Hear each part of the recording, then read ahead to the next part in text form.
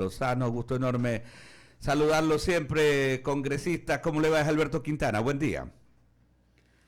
Qué gusto, Alberto. Buenos días. Saludos para usted, a sus compañeros, a su audiencia. Muchas gracias por la invitación. ¿Qué le parece si arrancamos con el tema que es el que se ubica en el contexto parlamentario más importante el día de hoy, el que tiene que ver con el conocimiento del informe en segundo debate del proyecto de ley de uso legítimo de la fuerza? Ya ustedes, como bancada, me refiero a Pachacuti, han adelantado una postura, ¿no?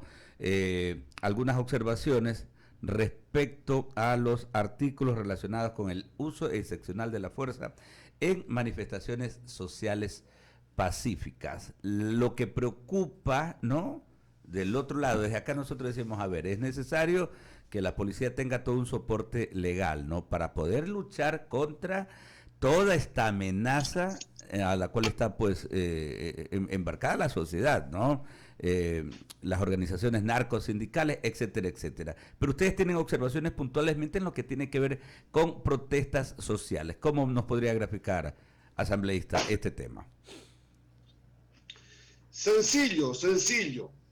Nosotros vamos a apoyar, vamos a ser parte de la aprobación de la ley del uso progresivo de la fuerza para que la fuerza pública pueda hacer el trabajo necesario y contrarrestar el problema de la delincuencia y la inseguridad que soporta el Ecuador y los ecuatorianos. En eso no hay duda, frente a la delincuencia.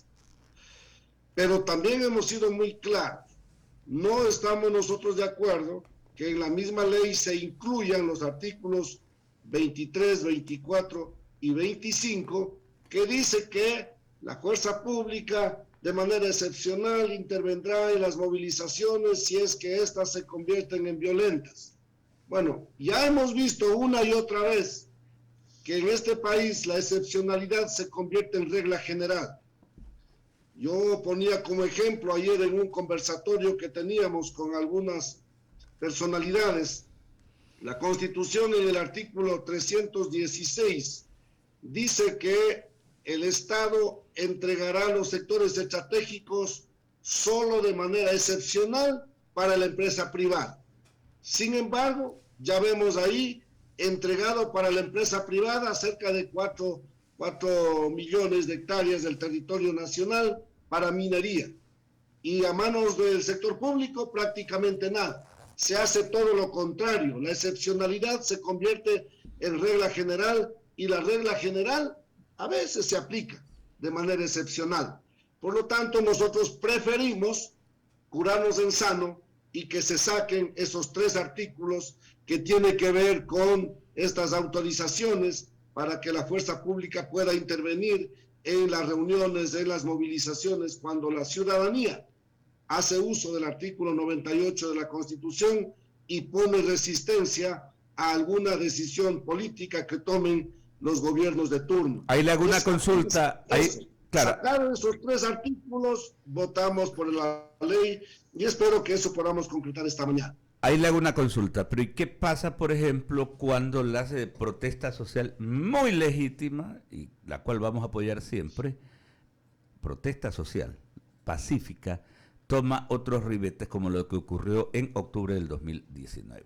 ¿Dejamos el país ahí nomás y las ciudades que las saquen y que las destruyan? Le pregunto. Esperemos que no sean necesarias las movilizaciones, pero si eso ocurriera, yo pregunto, ¿quién califica si la movilización es pacífica o si la movilización se ha tornado violenta? ¿Quién? La policía, la misma Policía Nacional que está reprimiendo. Tenemos que esperar que ellos, a criterio subjetivo de ellos, digan si esta es una movilización pacífica o esta es una movilización violenta. ¿Quién califica eso? Debería haber un organismo imparcial, ojalá externo, vinculado a los derechos humanos o cosas afines, los que digan si esta movilización es una movilización pacífica o es una movilización violenta. No estamos de acuerdo que los mismos quienes obviamente están en contra de la movilización, que es el gobierno, Mañana, cuando ya se les ocurre y les conviene, dicen esta es una movilización violenta. Aquí no hay un parámetro para saber con objetividad cuándo es una movilización pacífica, cuándo es una movilización violenta. Claro. Todo eso tiene que irse poniendo en la ley en su respectivo momento. Ahí corremos el riesgo, ¿no? El altísimo riesgo de que sí, lo podemos establecer así, pero hasta que venga el dictamen de un organismo ya puede que haya desaparecido. Por ejemplo, si se dan estas protestas en Quito, ya desapareció Quito hasta que llegue pues un dictamen de algún organismo de los derechos humanos o de las Naciones Unidas. Realmente es bastante complejo eso, y hay que buscar un punto, ¿no? Un punto en el cual podamos aterrizar, porque es cierto, o sea, constitucionalmente hay aquella garantía, la protesta social pacífica, pero ya hay en algunas ocasiones también que las cosas se salen de control, y eso es lo que se busca también. El Estado tiene que dar la garantía para los ciudadanos y precisamente para los bienes de las ciudades también. Permítame, asambleísta, que Verónica Landeta tiene otras inquietudes para usted. Asambleísta Quispe, un poco para cerrar el tema de esta ley que hoy sigue siendo analizada, ¿cómo va a quedar? ¿Cómo están los votos? ¿Cómo están las posturas? Hay los votos para aprobar la ley, indudablemente. Hay los votos para aprobar.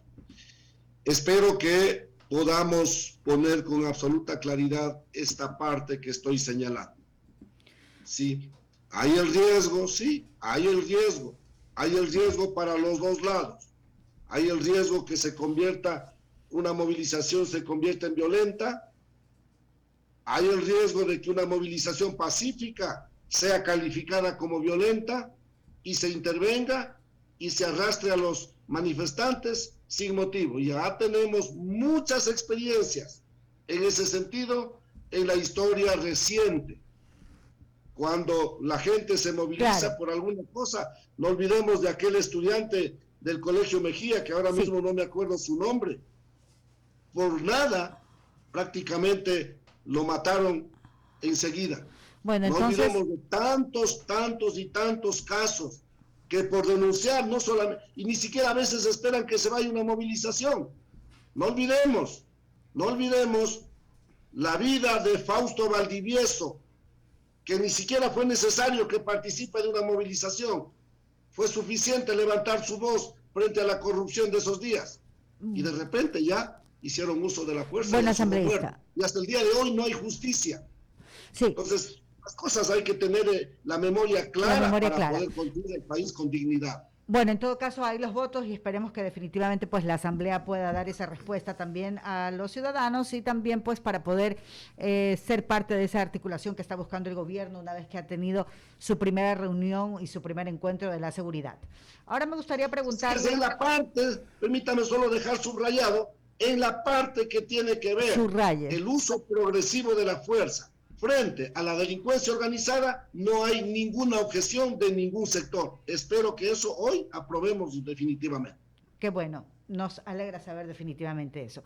Ahora, asambleísta Quispe, ¿cómo les fue ayer? ¿Hubo o no hubo el consejo político para evaluar la actuación de los rebeldes de su partido, que ayer estaba anunciado? ¿Hubo o no? Ayer hubo el Consejo Político Nacional, claro que sí. No para evaluar a los que ya no quieren estar en Pachacuti. ¿Sí, no? Ayer se dio el Consejo Político Nacional para saber cómo están los preparativos preelectorales a nivel de todo el Ecuador. Y nos alegra mucho saber que tenemos altísimas probabilidades de tener alcaldes y prefectos por primera vez en la costa ecuatoriana. De eso hablamos ayer en el Consejo Político y vamos a seguir ajustando todo lo necesario para que finalmente los resultados se den en los términos de cómo se están proyectando, ¿no? El Pachacuti al fin va a tener también sus representaciones en muchos cantones de la propia provincia del Guayas y las otras provincias de la costa ecuatoriana. ¿Pachacuti sigue interesado en el segundo puesto de la Asamblea Nacional? ¿Se sigue interesado en eso? A pesar de que Guamaní pues tiene todo el tema, tiene calificado en el CAL un tema de no aplicar bien el funcionamiento en la Asamblea. ¿Ustedes siguen interesados en eso? ¿Se siguen peleando con los socialcristianos esa postura? Verónica, ahí hay una desinformación. Ahí hay una desinformación. A ver, aclárenos. Pachacuti nunca ha pedido la segunda vicepresidencia. Y si no, certifíquenme en qué momento o el coordinador nacional o el coordinador del bloque ha hecho un pronunciamiento reclamando alguna vicepresidencia. Pachacuti nunca. Nosotros tenemos una resolución adoptada el 22 de abril que dice que si es que Guadalupe Llori es bajada de la presidencia, Pachacuti no buscará ni la presidencia ni las vicepresidencias. Esa resolución está en firme. Otra cosa muy distinta es que los disidentes anden diciendo cualquier cosa a nombre de Pachacuti. Pero yo dejo esta aclaración. Ahí hay una desinformación. Nosotros no estamos buscando eso. Nosotros tenemos otras prioridades. Para nosotros las prioridades tienen que ver con esta ley que busca terminar, ojalá ayudar a contrarrestar la inseguridad que soporta el Ecuador, las otras leyes que buscan bajar las tasas de interés, leyes que buscan condonar los intereses que tiene la gente por los créditos de la línea productiva que sacaron antes de la pandemia, y por la pandemia no se tiene el dinero, no se puede pagar, que se condonen esos intereses y que en adelante se haga una reestructuración del crédito, calculando con la nueva tasa de interés. Esas son las prioridades de Pachacuti. Aprobar el Código Orgánico de la Soberanía Alimentaria, el COSAL, para ayudar a nuestros hermanos agricultores, quienes ahora mismo ya anuncian movilizaciones, preocupados porque sus productos no son rentables en el mercado y nadie hace absolutamente nada. Tenemos una ley para eso que ya está en la Comisión de Soberanía Alimentaria.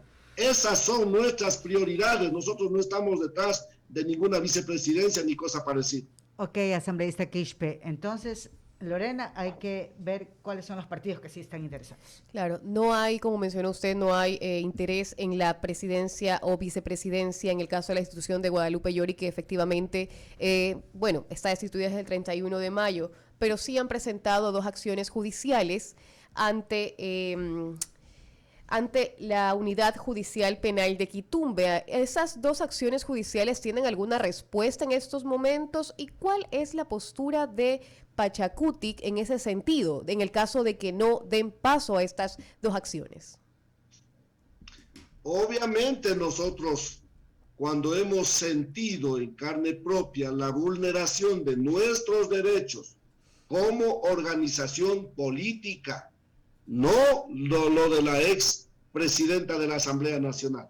No. Cuando hemos sentido en carne propia la violación a nuestros derechos como organización política de Pachacuti, el Pachacuti pidió las medidas cautelares. Esas medidas cautelares siguen vigentes hasta este preciso momento. No fueron respetadas, fueron violentadas. Frente a eso, pero por supuesto que es nuestra obligación poner en conocimiento de las autoridades competentes. Lo uno, hacia los jueces constitucionales que tienen que verificar si es delito o no haber violentado las medidas cautelares. Y lo otro, hacia la fiscalía, a saber si cometieron un delito al momento de violentar estas medidas cautelares. Esa es nuestra obligación, como cualquier persona natural o jurídica que pone una denuncia cuando siente que sus derechos han sido violentados. Serán los organismos pertinentes los que en adelante hagan la evaluación, la investigación y se pronuncien si lo que nosotros estamos pidiendo tiene razón o no. Ya en adelante nosotros no tenemos nada que hacer, más allá de atender los llamados, etcétera, que mandan los procedimientos. Pero son ellos, es la justicia la que tiene que determinar si hay razón o no sobre nuestras demandas. Insisto, para nosotros no son esas las prioridades. Para nosotros las prioridades van en la línea de la legislación que nuestros hermanos ecuatorianos están esperando. Justamente eso de ahí es importante mencionar, dado que la perspectiva de la ciudadanía externa, un ciudadano común, ve a una asamblea bastante quebrada, con problemas, con insultos, hasta con agresiones.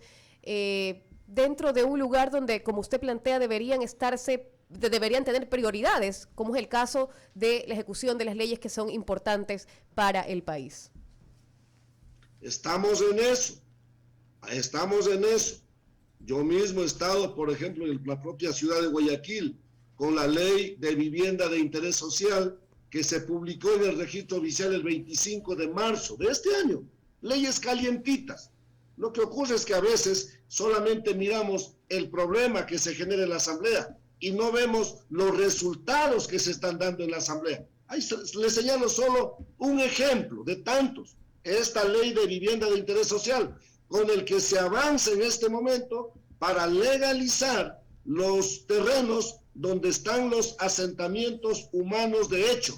He estado varias veces allá, en Marcos Morón y en Ciudad de Dios, en Monte Sinaí, en todos los alrededores, con la ley, socializando la ley para que la ciudadanía conozca y exija la aplicación de la ley y ojalá dejar atrás ya esos desalojos que han dejado tantas lágrimas para la gente que menos tiene. Ahí tenemos un resultado que la Asamblea Nacional está dando, un resultado práctico para la ciudadanía. Y como esa ley puedo señalar un montón de leyes que están al servicio de la ciudadanía.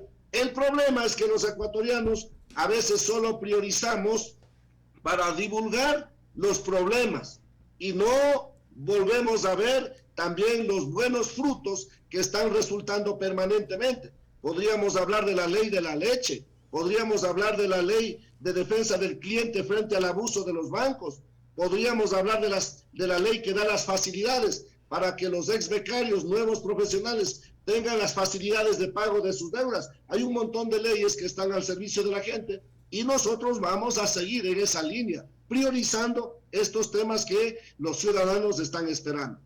Y en esa línea, asambleísta Salvador Quispe, lo manda a saludar un poco de gente. Desde la Clementina, acá en la provincia de Los Ríos, en el sector de San Juan, dicen, salúdelo al asambleísta Salvador Quispe.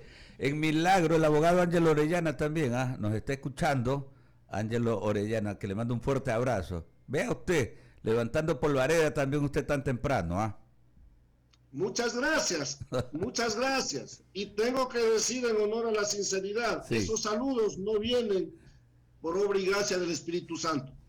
Esos saludos seguramente serán porque estuve personalmente en esos sectores. Qué bueno. Y les devuelvo el saludo a los hermanos de la Clementina, sí, donde he estado ahí adentro con ellos, escuchando sus problemas. Y la ley del COSAL, el Código Orgánico de la Soberanía Alimentaria, que busca soluciones, como por ejemplo, para la gente de la Clementina, está caminando, está avanzando. Lo propio allá en Milagro, en varios sectores de Milagro, la ley de la vivienda de interés social está aprobada. Hace menos de un mes estuve con ellos, no en la ciudad de Milagro solamente, adentro, donde están los problemas. La zona rural. Así es. Ese es el resultado del trabajo de la Asamblea Nacional. ¿Que hay errores y problemas? Sí, ya quisiera que no exista ningún problema, ni en la Asamblea, ni en el Ecuador. Correcto. Pero esa es la verdad, la realidad de este mundo. Sin embargo, pese a los problemas que están allí, los frutos también están a la vista y al servicio de la gente. Por supuesto, le enviamos un fuerte abrazo, gracias por atendernos, estaremos monitoreando este tema, ¿no? Lo que resuelvan hoy. Me ratifica algo, 9:30 están convocados, ¿no? A la plenaria. Sí, señor, 9:30, así que me toca atender rapidito las entrevistas y correr para la asamblea. Fuerte abrazo, Salvador Quispe Lozano. Muchas gracias, que tengan un lindo día a todos. Gracias por su tiempo, representa a la provincia oriental de